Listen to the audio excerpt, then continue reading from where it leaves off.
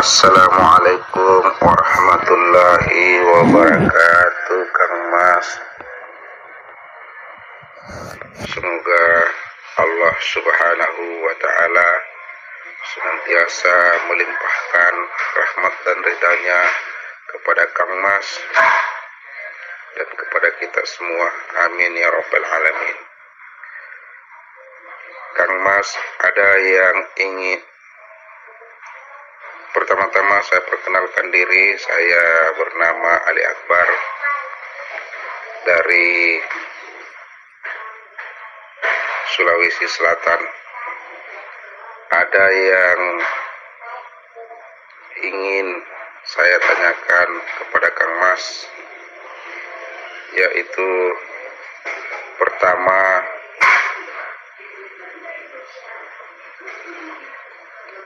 bahwa konon sholatnya orang syariat itu semuanya nanti akan sirna. Yang ada adalah sholatnya orang makrifat kepada Allah. Yang ingin saya tanyakan Kang Mas, bagaimanakah cara ritual sesungguhnya sholat orang yang makrifat kepada Allah itu? Yang kedua, Kang Mas,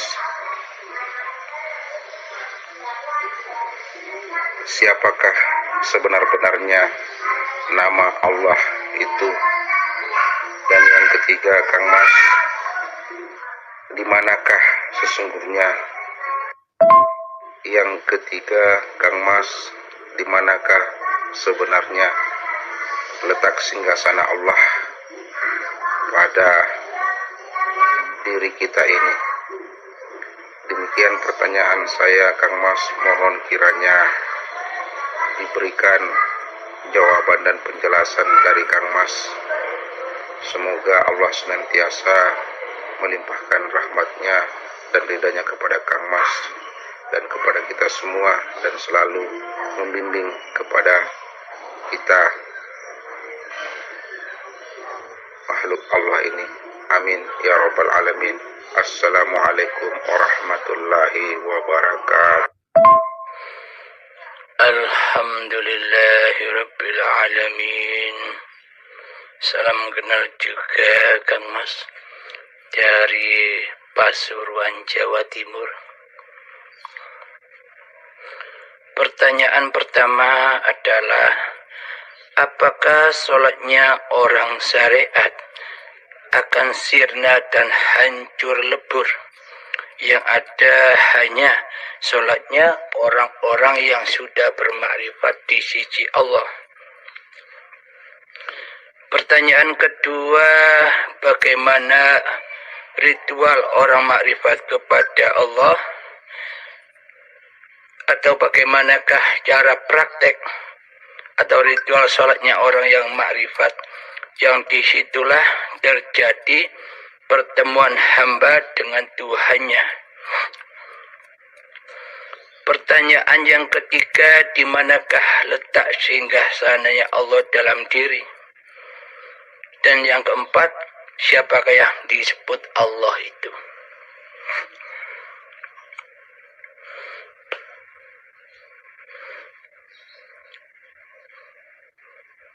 Bismillahirrahmanirrahim.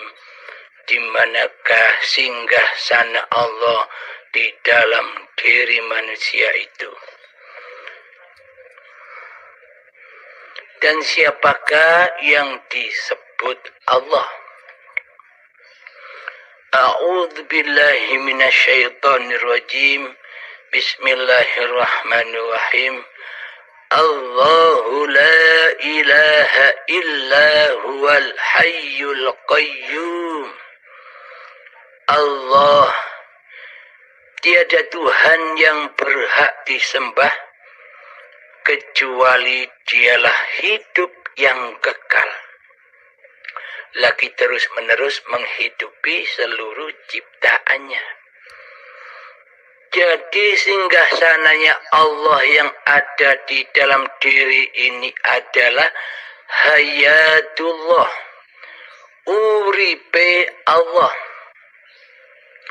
Selagi manusia masih merasa bahwa hidup ini hidupnya manusia, maka di dalam diri ini hanyalah yang ada singgah sananya manusia itu sendiri. Takkan mampu manusia bisa menembus, menerobos, naik ke langit Sabtuju tanpa mengetahui siapakah zat yang bernama Allah itu.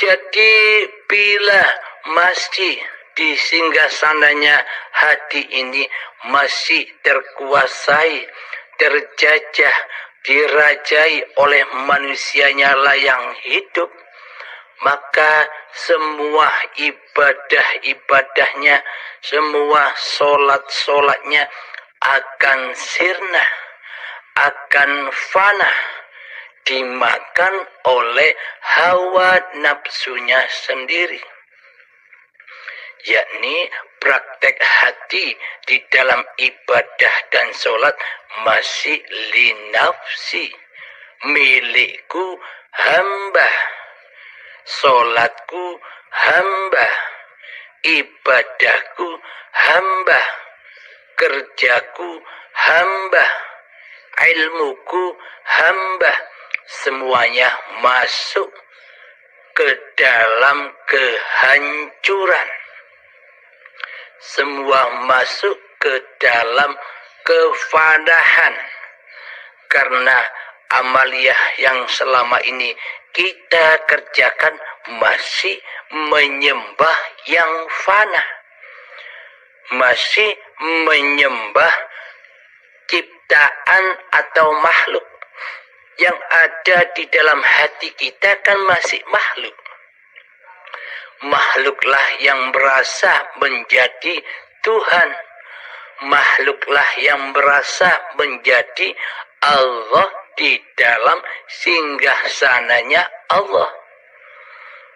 Karena singgasana ini milik Allah, dan karena makhluknya merajalela di dalamnya, sehingga apa-apa yang terjadi di dalam diri ini masih dikuasai oleh makhluknya. Yang mana amanah Allah itu kepada makhluknya, jangan sampai menyerupai aku, kata Allah. Jangan sampai mensekutukan aku, kata Allah. Jangan sampai mensyirikan aku, kata Allah, di hatimu.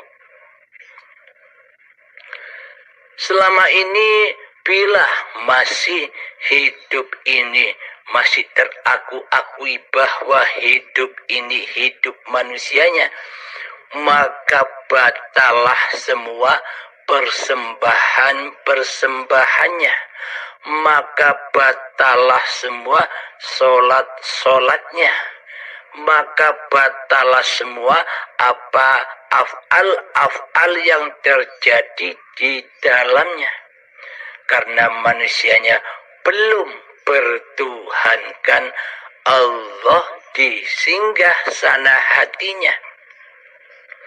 Karena yang ada, karena yang wujud, karena yang nyata selama ini di singgah sana hati ini kan masih diri manusia kita, masih nama manusia kita yang merasa berkuasa atas segala tindak lakunya badan.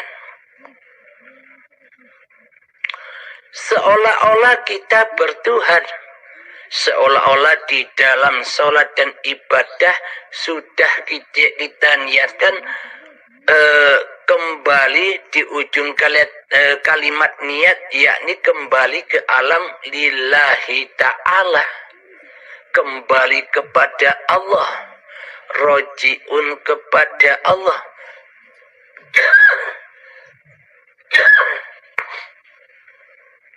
Akan tetapi buktinya, realitanya, aplikasinya selama ini di dalam hati kita bukan lillahi ta'ala, akan tetapi linafsi,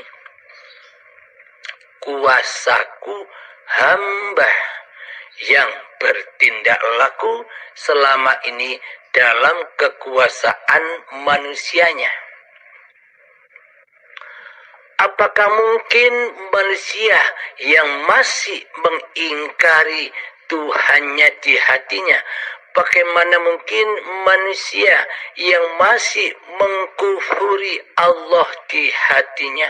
Bagaimana mungkin manusia yang masih mensekutukan Allah dengan dirinya di hatinya itu bisa menyembah Allah, bisa mengabdi kepada Allah, bisa sholat kepada Allah, bisa beribadah kepada Allah, sementara yang jadi Allah, sementara yang jadi Tuhan, sementara yang jadi penguasa di singgasana hati ini masih manusianya, yang jadi Allah tidak terasa.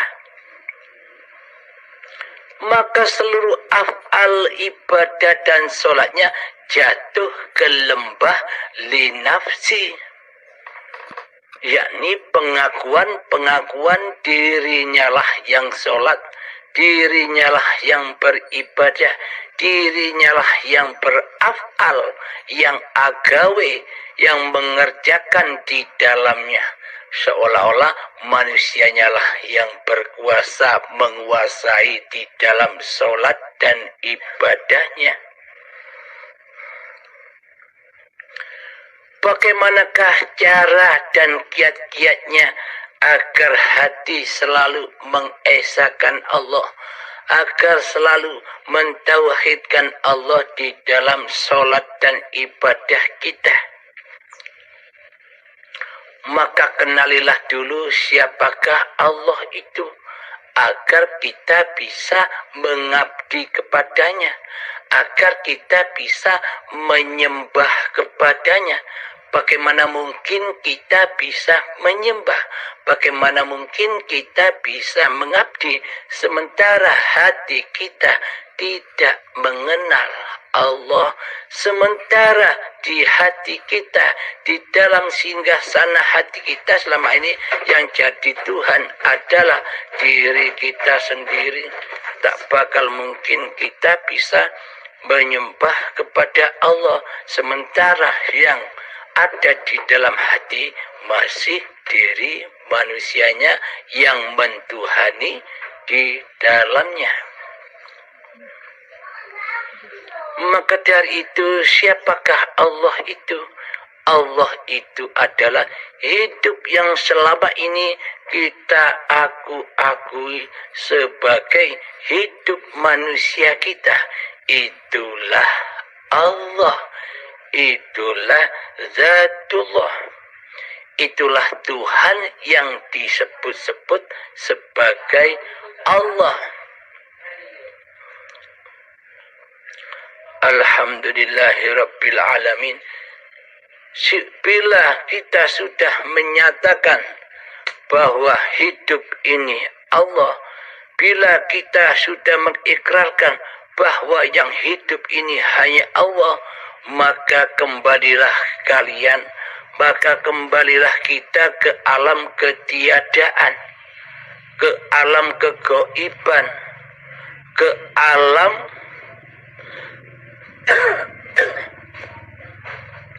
di mana asal usul kefitrahan diri manusia kita, yakni hanya sebagai khalifah, hanya sebagai wakil-wakil Allah di bumi ini, bukan sebagai Tuhan.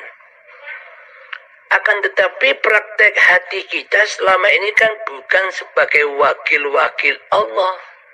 Akan tetapi praktek hati kita selama ini sebagai Tuhan yang mentuhani seluruh syariat-syariat yang kita kerjakan. Akhirnya kita ngaku-ngaku hidup ini hidup manusiaku, badan ini badan manusiaku, sholat ini sholatku, ibadah ini ibadahku, pekerjaan ini pekerjaanku, semuanya teraku-akui di dalamnya. Karena selama ini kita belum bertuhan. Karena yang menjadi Tuhan selama ini adalah diri kita sendiri di hati kita. Maka ketika sudah nyata bahwa hidup ini Allah, maka ketika sholat Allahu Akbar, siapa yang memahabesarkan di dalam sholat itu? Yang memahabesarkan Allahu Akbar di dalam sholat itu adalah hidupnya Allah sendiri, hayatullah. Ketika manusia sudah tak mengaku-ngaku bahwa hidup ini milik manusianya, ketika manusia sudah tidak mengaku-akui lagi bahwa badan ini badan manusianya, yang terjadi adalah af'alullah. Allah lah yang menggerakkan seluruh ciptaan-ciptaannya. Jadi jangan gagal paham, bukan Allah nyembah Allah. Bila pengertian Anda Allah nyembah Allah, berarti kan masih ada dua. Allahnya ada dua. Yang dimaksud af'alullah itu adalah tiada af'al yang terjadi atas seluruh makhluknya kecuali af'alullah, yakni Allah lah yang memperjalankan, Allah lah yang menggerakkan, Allah lah yang mengkerentekkan hatinya, Allah lah yang mengkehendakkan daya upaya dan mengikhtiarkan laku-laku apa-apa yang diciptakannya. Wallahu khalaqakum wa ma ta'malun. Allah lah pencipta dirimu dan Allah lah pencipta apa-apa yang kau perbuat. Terus di sini terjadi pertanyaan. Pemahaman kita selama ini, bila terjadi kebaikan di sisi manusia, contoh ketika sholat, ketika beribadah, berbuat baik, kebaikan disandarkan kepada Allah. Sedangkan keburukan, kemaksiatan, kejelekan disandarkan kepada setan ataupun hawa nafsu kita sendiri. Bila itu yang terjadi, maka berarti ada penguasa, ada dua penguasa di dunia ini. Ada kuasanya Allah, ada kuasanya hamba. Apakah ini bisa kita jadikan pedoman? Sedangkan la hayatan illallah, tiada hidup kecuali Allah, sudah jelas dan nyata di dalam ayatnya Allah, khairihi wa syarrihi minallah, baik dan buruk itu dari Allah. Innallaha ala kulli syai'in qadir. Sesungguhnya Allah berkuasa atas segala sesuatu. Allah berkuasa di dalam kebaikan dan Allah pula berkuasa di dalam keburukan. Tanpa adanya hidup, maka tak akan ada yang dikatakan kebaikan dan keburukan. Tanpa adanya hidup, maka tak ada yang dikatakan ketaatan dan kemaksiatan. Adanya ketaatan dan kemaksiatan, adanya baik dan buruk, itu semua hanyalah ujian. Posisinya sama, yakni kebaikan ataupun keburukan, ketaatan baik pun kemaksiatan, itu adalah ujian. Bagaimana kita bisa mensikapi di dalam ketaatan itu bisa bertemu dengan Allah, di dalam kemaksiatan pun bisa bertemu dengan Allah sebagai penciptanya. Bila kita tidak bisa berjumpa dengan Allah yang mencipta kebaikan dan keburukan, itu sama halnya kita berbuat dosa. Ketika kita hanya menyaksikan ibadah saja, kita merasa bahwa ibadah itu milik kita. Kitalah sebagai pelakunya di dalam ibadah, yakni hati di nafsi. Nah, ini pun juga keburukan di sisi Allah. Apalagi laku di dalam kemaksiatan. Tentu pasti hambanya lah yang merasa ngaku-ngaku dirinya yang mampu bermaksiat. Ini juga sama-sama berdosanya di sisi Allah, sama-sama celakalah di sisi Allah. Namun bagi manusia yang sudah bertuhan kan Allah, maka di dalam ketaatan pun hamba tidak mengaku-ngakui sebagai pelaku di dalamnya, dan di dalam kemaksiatan pun, kemaksiatan secara lahir pun dipandang manusia, hamba sudah tidak mengaku-ngakui bahwa kemaksiatan itu hambalah yang menguasainya. Maka ya muqallibal qulub, wahai zat yang membolak-balikkan hati, wahai zat yang membolak-balikkan hati dari maksiat kepada ketaatan, dari kebaikan menjadi keburukan, dan dari buruk menjadi kebaikan.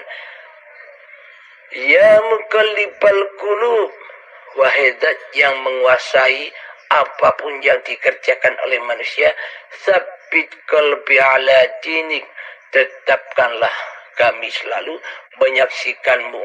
Ya Allah, engkaulah yang membolak-balikkan hati. Ingat, lupa, taat, maksiat bukanlah milik manusia, tapi saksikanlah bahwa hiduplah yang memerankan di dalam keduanya. Bagi hidup, bagi Allah sudah tak ada hukum taat dan maksiat. Bagi Allah sudah ada hukum kebaikan dan keburukan. Taat dan maksiat, baik dan buruk hanyalah bagi manusia yang masih merasa mentuhani dirinya sendiri, bagi manusia yang masih merasa menjadi Allah. Karena manusia selama ini mengaku-ngaku bahwa dirinya lah yang hidup, dirinya lah yang berkuasa. Akan tetapi sifat-sifat yang diaku-akui milik manusia ini selama ini kan sifatnya Allah, bukan sifatnya manusia. Inilah yang dimaksud manusia merasa menjadi Allah, tapi tidak terasa karena manusianya belum mengenal Allah. Akhirnya buta mata hatinya. Alhamdulillahirabbil alamin. Semoga kita semua, terutama saya sendiri, selalu dibimbing oleh Allah, selalu disadarkan oleh Allah Subhanahu wa ta'ala bahwa semua yang terjadi adalah af'alullah lillahi ta'ala. Alhamdulillahirabbil alamin. Assalamualaikum warahmatullahi wabarakatuh.